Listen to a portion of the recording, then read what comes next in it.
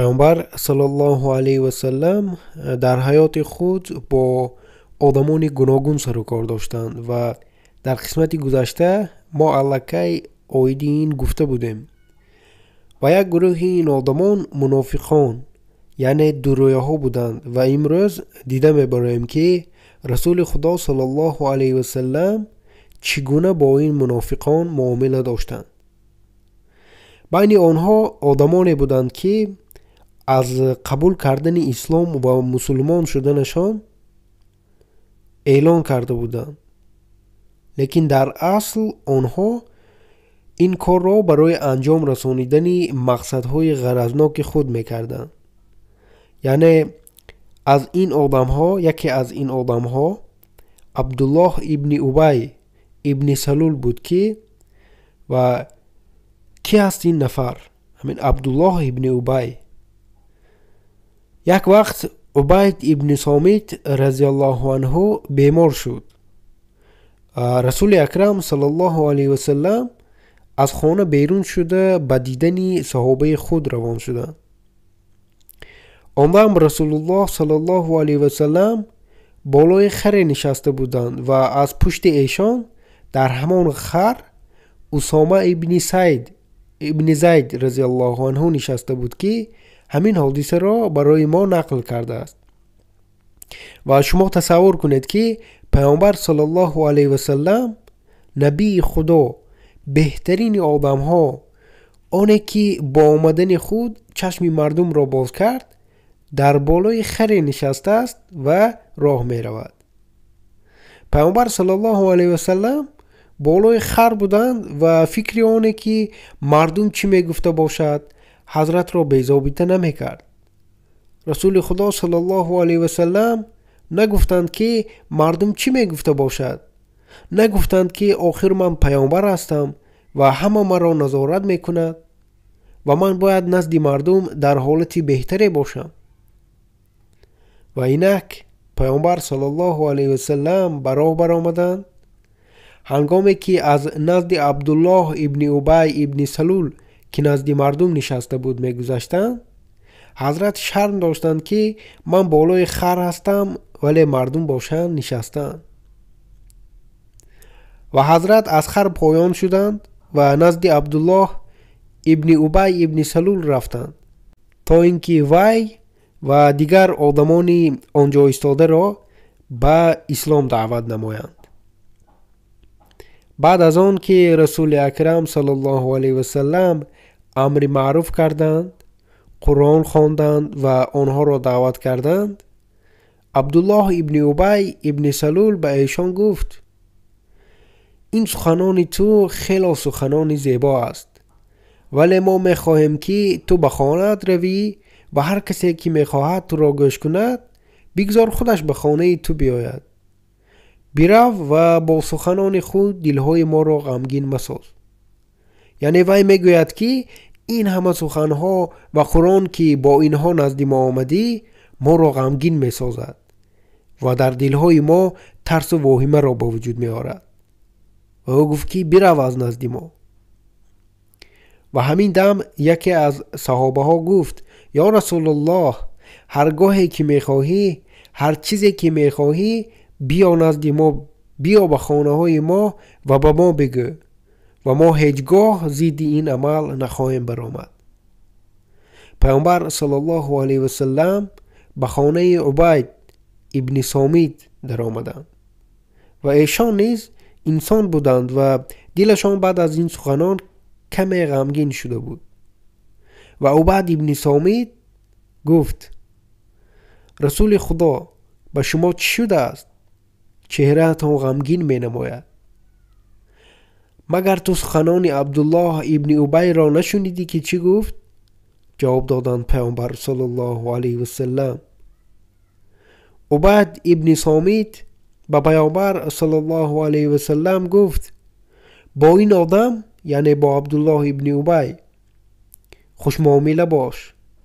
رسول خداوند تو را به ما فرستاد تا ما را از گمراهی بیرون براری و این دم ما میخواستیم که او را پادشاه خود اعلان کنیم و وی اکنون میترسد که تو آمدی و این را از او خواهی گرفت. یعنی میگوید که این همه کاری وی از برای منصب و وظیفه است. رسول اکرم صلی الله علیه و سلم گفتند که خوب، ما با او خوش معامله میمونیم و حتی هنگامی که عبدالله ابن ابی وفات کرد او را با لباس رسول الله صلی الله علیه و سلم پیچانیدند. و ما باید دانیم که البته پیامبر صلی الله علیه و سلم میدانستند که این آدم یعنی عبدالله ابن ابی منافق و درویه است. زیرا وقتی که عمر رضی الله عنه از پیامبر صلی الله علیه و سلم خواهش کرد تا اجازه دهند که عبدالله ابن ابی را بکشد، رسول الله صلی الله علیه و سلم رد کردند. ایشان گفتند که اگر وی کشته شود دیگر مردم گمان میکنند که محمد صحابگان خود را به قتل میرساند و این برای آنها بهانه خواهد شد. گرچند که او منافق و درویه باشد هم، لیکن مردمی که در دیگر جای هستند او را همچون صحابه من میشناسند و در حل این مسئله حکمت بود.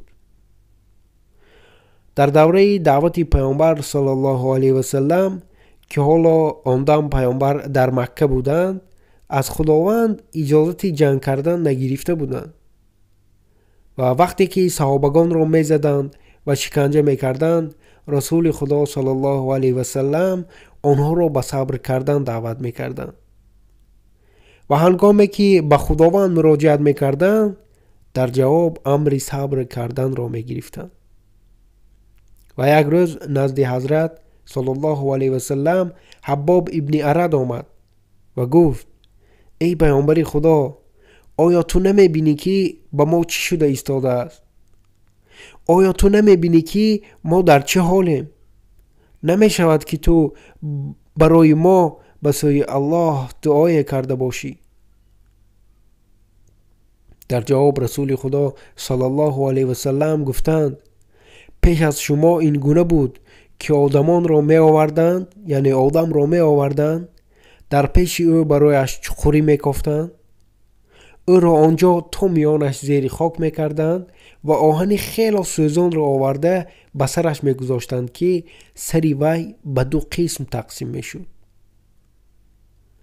لیکن این سببی از دین الله رو گرداندن آنها نشد.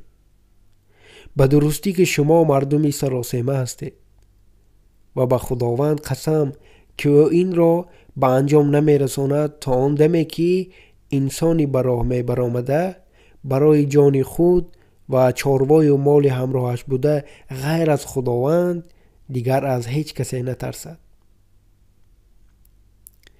به نزد پیامبر صلی الله علیه و سلم عبدالرحمن ابن عوف آمد رضی الله عنه و گفت: رسول خدا، هنگامی که ما در گمراهی بودیم ما وظیفه‌های بلند داشتیم و هیچ کدام از آنها به ما حتی نزدیک نمی شد. امروز که خداوند به ما رحم کرد و اسلام را نصیب کرد، آنها ما را شکنجه دارند و ما باید خاموش ایستیم؟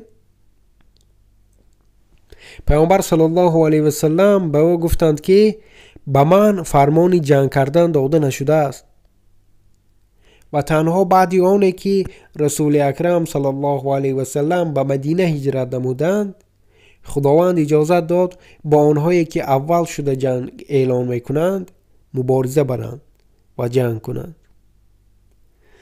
بعد از این آنهایی که اسلام را قبول نکرده در مکه باقی مانده بودند در دلهای خود وهم پیدا کردند و با هر راه با رسول اکرم صلی الله علیه و سلم مبارزه می بردند. آنها هم از طرف اقتصادی و هم با ساختن هر گونه فریب و نیرنگ به کارهای رسول الله صلی الله علیه و سلم خلل می رسانیدند. صحابگانی در مکه مانده را دستگیر می کردند و عذاب می دادند. آنها با یهودیان مدینه صلح بسته ضد محمد صلی الله علیه و سلم نقشه های غرضناک می کشیدند. پیامبر صلی الله علیه و سلم باشد چیکار میکردند؟ حضرت با اونها مبارزه اقتصادی را آغاز نمودند. پیامبر صلی الله علیه و سلم راهی کاروان‌های مکه را می‌بستند. راهی درآمد اهالی مکه از حساب تجارت بود و هنگامی که آنها به سوی شام به تجارت می‌رفتند، پیامبر صلی الله علیه و سلم راهی آنها را بسته بودند. و مکه بودگان حتی گمان نمی‌کردند که پیامبر صلی الله علیه و سلم پیش راه تجارت آنها را به طائف محکم خواهد کرد. رسول خدا صلی الله علیه و سلم عبدالله ابن جحش رضی الله عنه را نزد خود خواندند و گفتند 8 نفر را با خود بگیر و راه خود را دوام دهید تا آن دمی که 2 روز نگذرد. او همراه 8 نفر را گرفت که همه آنها از مهاجران بودند، یعنی از آدمانی بودند که از مکه به مدینه هجرت نموده بودند. پیامبر صلی الله علیه و سلم به او مکتوبی را دادند و گفتند که وقتی که 2 روز گذرد آن را بکشا و بخوان. تنها بعد 2 روز، پیش از این وقت آن را نکشا. صحابه مکتوب را گرفت و آنها به راه برآمدند. وقتی 2 روز گذشت و آن مکتوب را کشاد و خواند. وقتی که مکتوب مرا میخوانی راه خود را دوام ده و تا رسیدن به نخلی نیست. و نخلی این جای بود که بین مکه و طائف قرار داشت. کاروان اهالی مکه را مشاهده کن و درباره آنها به ما معلومات بیار. وقتی این مکتوب را خواندی برای خود دوام ده، لیکن یگان صحابه را مجبور نساز تا همراه تو برود. او مکتوب را به صحابگان خواند و گفت که من راه را ادامه میدهم. اگر نفری از شما رفتن نمیخواهد من او را مجبور نمیسازم و اگر کسی که با من میخواهد رفتن ما میرویم. صحابگان همگی راضی برای ادامه دادن راه بودند، زیرا آن دمی که خدا و رسولش الکی امر کردند حاجت به جستجوی راه حل دیگری نبود. و فرق بین ما و شما، یعنی بین ما و شما و صحابگان همین است که آنها در حال به سخن خدا و رسول او به یگان بهانه و دودیلگی اطاعت میکردند. بعد از این آنها راه را ادامه دادند و در این سفر عبدالرحمن ابن عوف، سعد ابن ابی وقاص، عتبه ابن غزوان اشتراک داشتند. وقتی که آنها به نخله رسیدند آنها نشستند و بین خود گفتگو میکردند که به این کاروان هجوم کنند یا اینکه هجوم نکنند، زیرا در آن کاروان مویز، پوست و دیگر چیزهایی بود که آنها می توانستند که به خود گیرند و آدمانی در کاروان بوده را اسیر کنند. آنها نشستند مصلحت میکردند که باید به کاروان هجوم کنند و چیزهای آن را گیرند یا اینکه این کار را نکنند، زیرا آنها در ماه رجب به راه برآمده بودند و ماه رجب این یکی از ماه‌های حرام است که آن وقت جنگ کردن در این ماه ممکن نبود. آنها گفتند که اگر تا فردا انتظار شوند کاروان به مکه خواهد درآمد و آنها آن را هجوم کرده نمیتوانند. و بعد به خلاصه آمدند که باید که به کاروان هجوم کنند. آنها به کاروان هجوم کرده چیزهای آنها را گرفتند و چیزهای کاروان را گرفتند و آدمانی در کاروان بوده را اسیر کردند. وقتی که به مدینه آمدند و همه این را نزد پیامبر صلی الله علیه و سلم آوردند، رسول اکرم صلی الله علیه و سلم گفتند که من این را از شما خواهش نکرده بودم. شما در ماه حرام آدم کشتید؟ من این را به شما امر نکرده بودم. امر من تنها آن بود که شما آیدی آن کاروان معلومات بیاورید و به مانند آن که در زندگی می شود مشکل بالای مشکل، یعنی که صحابگان دیگر آنهایی را که در این سفر بودند می گفتند که شما در ماه حرام جنگ کردید، یعنی در این ماه شما آدم کشتید و این برای دشمنان رسول الله صلی الله علیه و سلم بهانه شده بود و آنها زود از این استفاده برده خبری آن را پهن کردند که محمد در ماه حرام جنگ میکند. بعد از این وحی بر رسول اکرم صلی الله علیه و سلم آمد. آنها تو را از ماه حرام میپرسند، بگو که جنگ کردن در این ماه یکی از گناهان بزرگ است، ولی از راه زدن آدمان، شکنجه دادن آنها، از خانه و شهرشان راندن آنها نیز نزد خداوند گناهی عظیم است. و این آرامش برای دل صحابگان شد و پیامبر صلی الله علیه و سلم چیزهای آورده آنها را قبول کردند. اسیران را باشد بعد آن که از مکه برآمدند، بعد آن که از مکه آدمان آمدند و مبلغ برای آزاد کردن آنها سپاریدند، آنها را آزاد کردند. و این بعضی از حادثه های مهم بود که امروز دیده برآمده و ان شاء الله در آینده باز آنها را روشن‌تر خواهیم دید. در آخر از خداوند دعاگوی باشیم تا این همه چیزهای آموخته ما را برایمان خیر گرداند و ما را در این دنیا و در آخرت از رحمت خود بی نصیب نسازد. آمین. خداوند نگهبان هر یک شما. السلام علیکم و رحمت الله و برکاته. اگر این مهنت های ما برای شما پسند است و می خواهید که ما را دستگیری کرده باشید، پس به صحیفه های ما در یوتیوب، فیسبوک و اینستاگرام ابونه شوید. موادهای ما را به صحیفه های خود گیرید، آنجا نشر نمایید و همچنین به یار دوستان خود نیز بفرستید تا اینکه آنها نیز مطالعه کرده باشند.